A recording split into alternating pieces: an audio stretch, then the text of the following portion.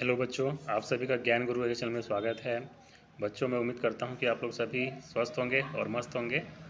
और आज का सेशन जो है वो 8वीं से लेकर, अगर आप 12वीं पास कर चुके हैं, अगर कोई बच्चे 8वीं पास किए हैं या 10वीं पास कर चुके हैं या 12वीं पास कर चुके हैं और वो कोई ना कोई ऐसा कोर्स करना चाहते हैं जिस कोर्स को करके वो कोई ना कोई कौशल प्राप्त करके और रोज़गार को प्राप्त करना चाहते हैं, कुछ न कुछ नौकरी करना चाहते हैं और नौकरी करके अपनी जीविका अर्जन करना चाहते हैं, आय करना चाहते हैं, तो ये सेशन उन बच्चों के लिए बहुत महत्वपूर्ण होने वाला है।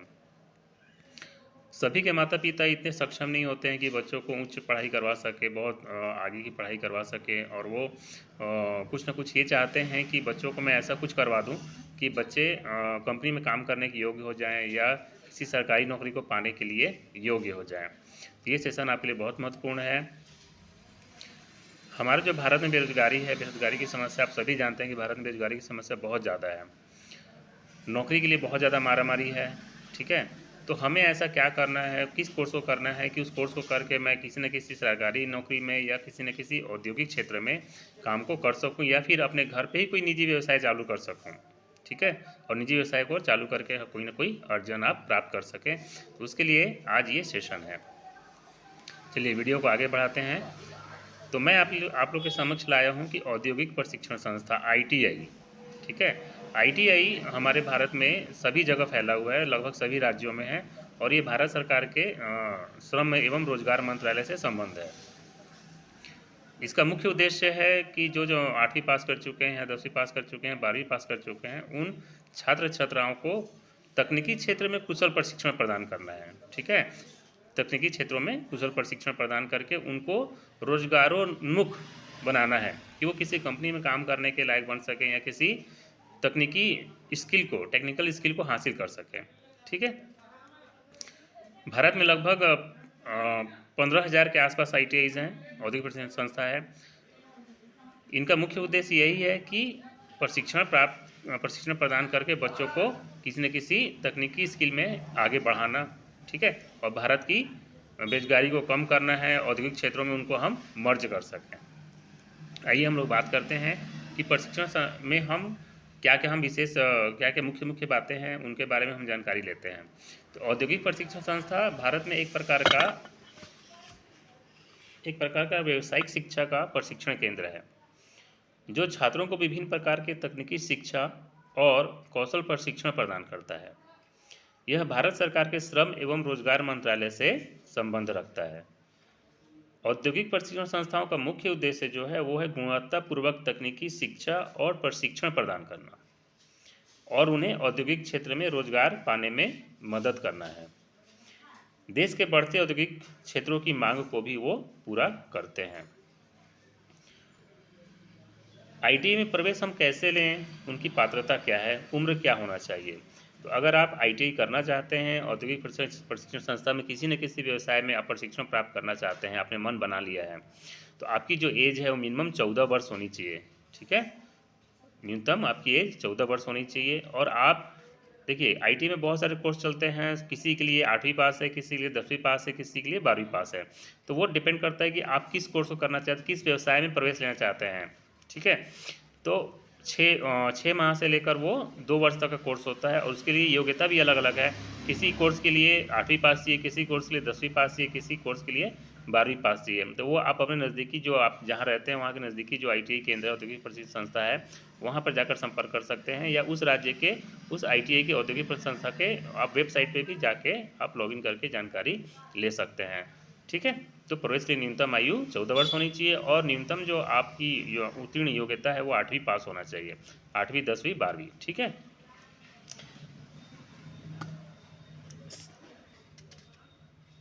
ITI का जो पाठ्यक्रम है वो 6 महीने से लेकर 2 वर्ष तक का होता है, ठीक है। जैसे कुछ ट्रेड है, जैसे डीजल मैकेनिक है या ट्रैक्टर मैकेनिक है, ठीक है, पेंटर वगैरह, ये सब 6 महीने का कोर्स होता है। कुछ कोर्स 1 साल का है, जैसे कि मैकेनिक डीजल है, वेल्डर है, ये 1 साल का होता है। कुछ कोर्सेज 2 साल के हैं, जैसे कि फिटर है, इलेक्ट्रीशियन है, ठीक है, ये सब कोर्सेज 2 साल का है। तो आपको डिसाइड करना है, आपका देखना है कि आप किस क्षेत्र को करना चाहते हैं, आप किस में ITI करना चाहते हैं, किस व्यवसाय में करना चाहते हैं। आपका इंटरेस्ट किस में है, आपका जिसमें इंटरेस्ट है उसी क्षेत्र में आप उसी कोर्स को करें, उसी व्यवसाय को करें, तो आप अच्छे से बेटर कर सकते हैं।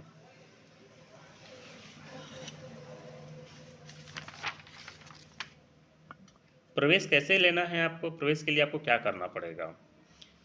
ITI में प्रवेश के लिए आप वहाँ की नज़दीकी संस्था में जाकर वहाँ के जो टीचर्स हैं या वहाँ के जो प्रिंसिपल हैं उनसे आप संपर्क कर सकते हैं, या उस संस्था के आप सरकारी वेबसाइट पे भी जाके उस ITI के वेबसाइट पे जाके आप जानकारी ले सकते हैं। इसमें प्रवेश मुख्यतः जून जुलाई से चालू हो जाता है, जो कि अगस्त सितंबर तक कंप्लीट कर लिया जाता है। तो NCVT के दिशा निर्देशों अनुसार जो भी है आपको जून से प्रवेश प्रक्रिया को चालू कर दी जाती है और अगस्त वगैरह में एडमिशन दे दिया जाता है। इसमें जो प्रवेश होता है, आप किस स्टेट को कर रहे हैं, 8वीं पास को कर रहे हैं, तो अगर आपका 8वीं में मेरिट के बेसिस पे आपका सिलेक्शन होगा।